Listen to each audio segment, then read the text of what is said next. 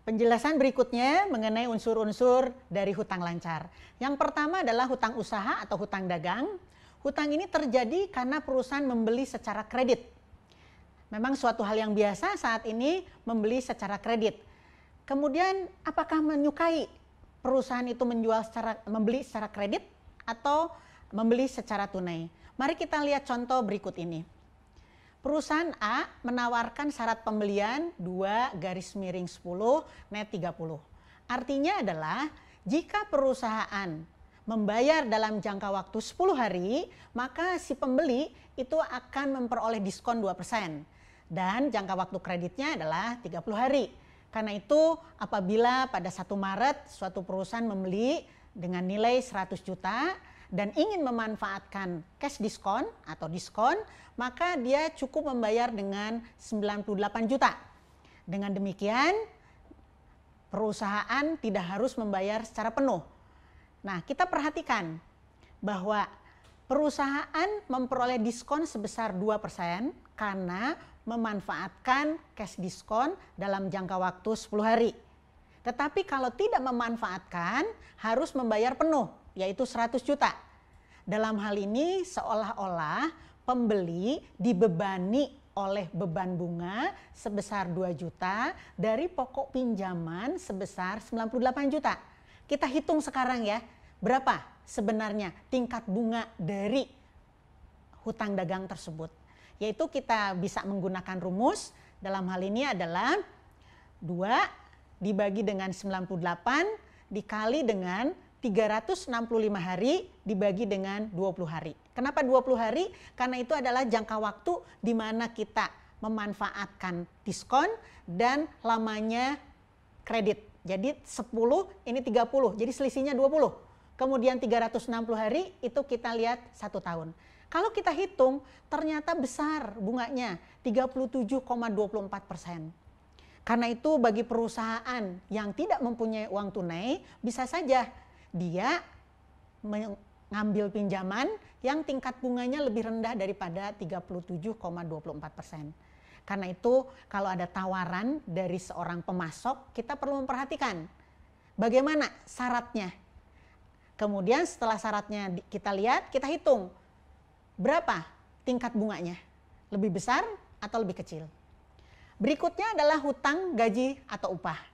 Hutang gaji dan upah ini sebenarnya terjadi karena ada jeda waktu atau perbedaan waktu antara perusahaan memberikan jasa ke perusahaan, tapi perusahaan belum memberikan balas jasanya berupa gaji. Karena itu disebut dengan hutang gaji dan upah.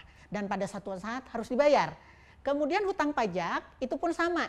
Biasanya perusahaan memotong pajak dari seorang karyawan atau mungkin dari pemasok, kemudian tanggal-tanggal berikutnya harus disetorkan ke KPP.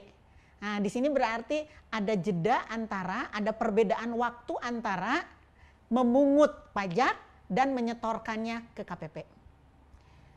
Berikutnya adalah mengenai siklus konversi kas. Manajemen modal kerja itu fokus pada siklus konversi kas. Apa sih yang dimaksud dengan siklus konversi kas? Itu adalah mengukur berapa lama kas dikeluarkan oleh perusahaan dan berapa lama kas itu akan kembali. Untuk menghitungnya kita bisa melihat dengan cara hitunglah rata-rata lamanya persediaan, kemudian ditambah dengan lamanya pengumpulan piutang, kemudian dikurangi dengan pembayaran hutang. Kita lihat contoh yuk.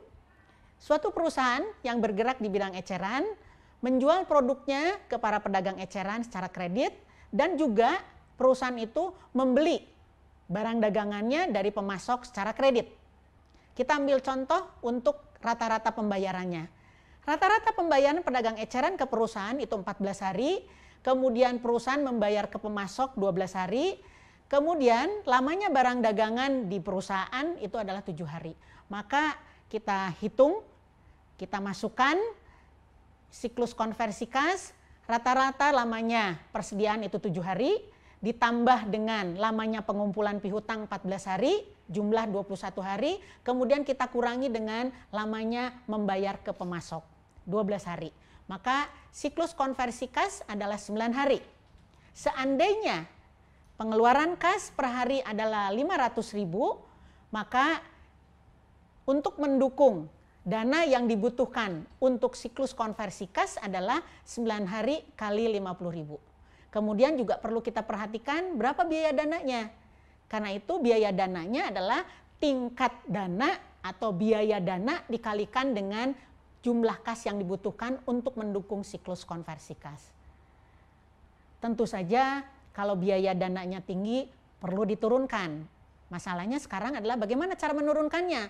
Satu, perpendeklah lamanya persediaan di gudang atau di perusahaan. Yang kedua, percepat pengumpulan piutang. Dan yang ketiga, dilama-lamain bayar ke pemasok. Karena itu akan menurunkan siklus konversi kas, itu akan menurunkan biaya dana. Nah, tetapi perlu diperhatikan kalau kita melama-lamakan membayar ke pemasok, mudah-mudahan kepercayaan dari pemasok masih tinggi. Dan lagi pula kalau kita terlalu cepat mengumpulkan piutang, bisa terjadi volume penjualan akan menurun.